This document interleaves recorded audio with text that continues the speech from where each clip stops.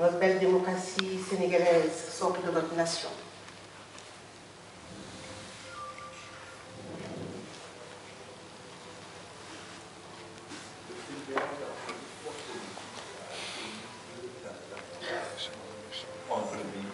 Le président toujours passe le relais au président Maître Abdoulaye Wade, sorti vainqueur du deuxième tour de la présidentielle.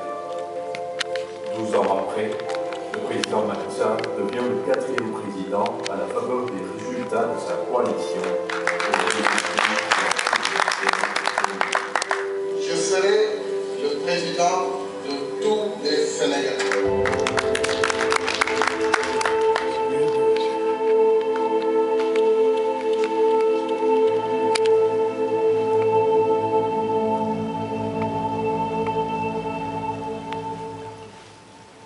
Le président Sall arrive au pouvoir avec un programme économique, le Yoonu Yokkute, qui va devenir le plan Sénégal émergent.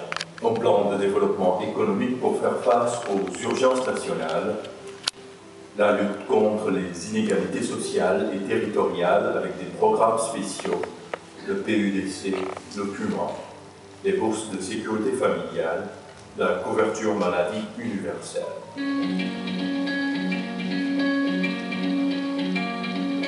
Le PSE, c'est aussi des changements structurants dans plusieurs secteurs de l'économie nationale pour assurer une croissance soutenue en prenant en compte la promotion d'une bonne gouvernance, la paix et la sécurité.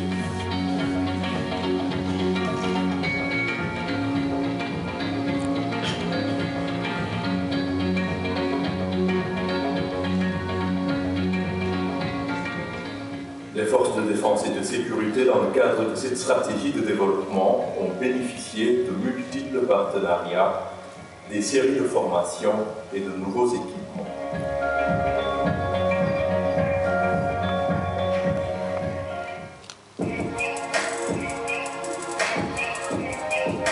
Le plan Sénégal émergent s'est également traduit par des sauts qualitatifs dans divers domaines, de l'éducation et de la formation, de la santé, des infrastructures routières de dernière génération, modifiant radicalement le secteur des transports, la relance de la compagnie aérienne Air Sénégal. Nous poursuivons donc sans arrêt la revitalisation du transport aérien de notre pays, ouvrant davantage le Sénégal au monde et le monde au Sénégal.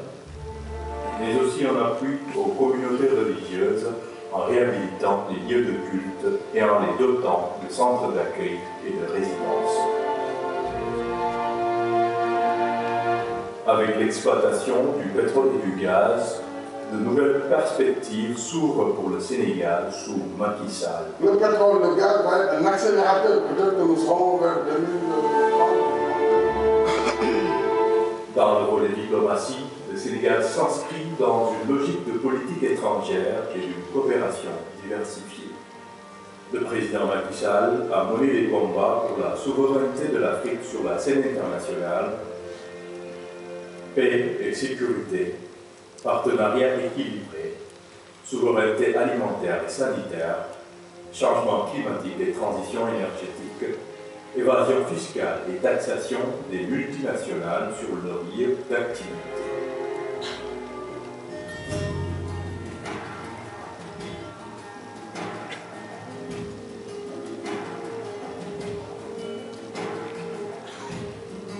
Les orientations politiques du président Macky Sall ont généré un nouveau lexique: urgence, modernisation, universelle, inclusion.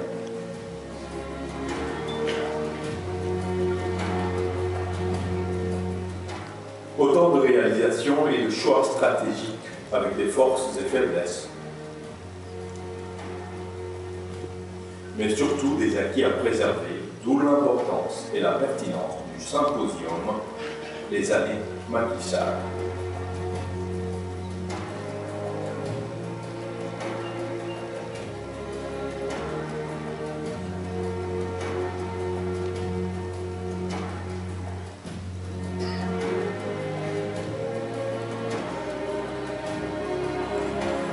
liggéey ay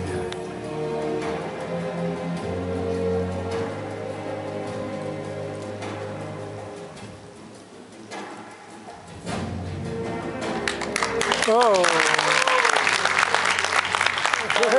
liggéey nga ko bravo.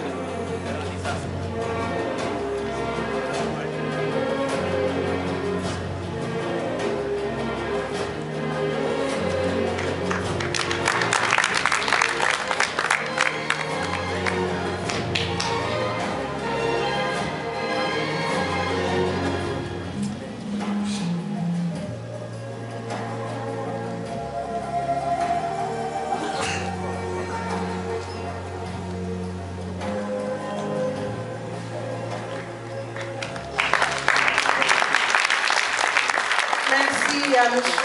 Racine Talla, directeur général de la RTS, pour cette magnifique production de rappel des témoignages et la réponse que nous recevons ici ce matin. Dans la série des contributions, des témoignages, le professeur Amadou Alimbaï, recteur de l'Université de Dakar, éminent économiste, président du comité scientifique du symposium qui nous a mis ici ce matin. Monsieur Mbaye, je vous invite au pupitre.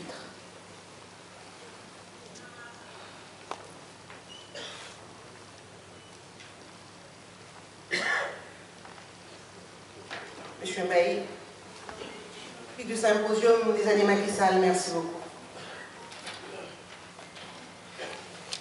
Excellence, Monsieur le Président de la République, Macky Sall, Monsieur le Président de l'Assemblée nationale,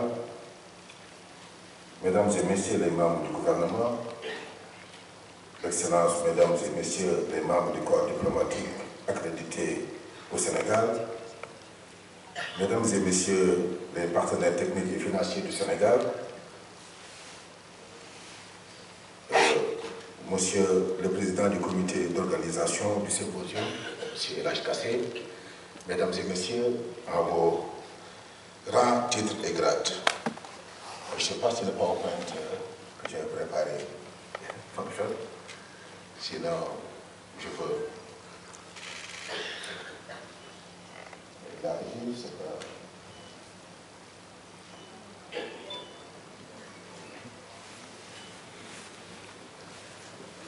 Ben, je peux le faire alors comme ça, sans PowerPoint, mais c'est bon. Ah, voilà.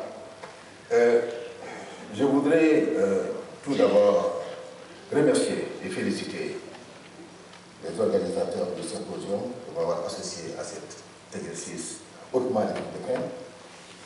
Et aussi remercier M. le Président de la République du Sénégal qui a accepté de bien vouloir assister à cette ouverture du symposium. Je disais que c'est un exercice hautement républicain, puisqu'il est inédit, c'est la première fois que le président sortant s'arrête sur son bilan. C'est aussi un exercice hautement républicain parce qu'il participe de l'évaluation des politiques et programmes de développement. C'est un exercice républicain parce qu'un bilan, c'est un actif et un passif. L'actif, c'est les réalisations faites, et le passif, c'est ce qu'on n'a pas pu obtenir ou ce qu'on n'a pas pu réussir. Et les deux sont d'égale importance du point de vue des politiques publiques. C'est bien connu, les succès obtenus améliorent les performances de l'État, mettent en confiance des acteurs et permettent de mobiliser des équipes de peuple pour d'autres défis. Et les contre-performances permettent de tirer des leçons pour augmenter les capacités, ce que les économistes appellent capacité, et qui inclut les capacités en termes de compétences, mais également les moyens matériels et autres pour réaliser des tâches complexes. L'histoire des sciences et la philosophie des sciences regorge d'anecdotes, d'exemples qui montrent le rôle que les bonnes leçons tirées, même des contre-performances, ces bonnes leçons permettent d'avoir comme conséquence positive pour le futur des peuples. Le bilan, c'est aussi pour dégager les perspectives. Le bilan, c'est pas juste une succession de réalisations qu'on présente en soi, mais c'est pour préparer une suite.